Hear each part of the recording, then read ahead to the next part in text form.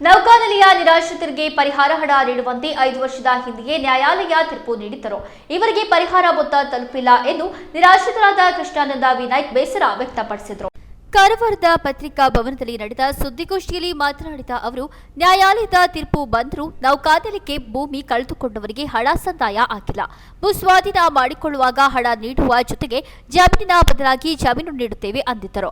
ಆದರೆ ಭೂ ಸ್ವಾಧೀನವಾಗಿ 25 ವರ್ಷವಾದರೂ ಯಾವುದೇ ಪರಿಹಾರ ಸಿಕ್ಕಿಲ್ಲ ಎಂದರು.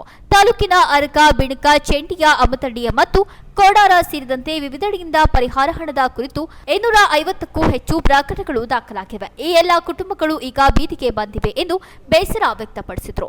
ಯುವಕರಿಗೆ ಉದ್ಯೋಗ ಕೊಡುತ್ತೇವೆ ಎಂದು ಭರವಸೆ ನೀಡಿದರು. ಆದರೆ ಹೊರ ರಾಜ್ಯದ ಯುವಕರಿಗೆ ಇಲ್ಲಿ ಕೆಲಸ ನೀಡಲಾಗಿದೆ. ನಮ್ಮವರು ದುಡಿಯಲು ಹೊರಗೆ ತೆರಳುತ್ತಿದ್ದಾರೆ. ಹೀಗಾಗಿ 1 ವಾರದ ಒಳಗಾಗಿ ಹಣ ಯಾಕೆ ಬಂದಿಲ್ಲ ಎಂದು ತಿಳಿಸಿ, ನಿರಾಶ್ರಿತರಿಗೆ ಹಣ ಸಂದಾಯ ಮಾಡದಿದ್ದರೆ ಉಗ್ರ ಹೋರಾಟ ಮಾಡುವುದು ಅನಿವಾರ್ಯವಾಗುತ್ತದೆ ಎಂದು ಎಚ್ಚರಿಕೆ ನೀಡಿದರು.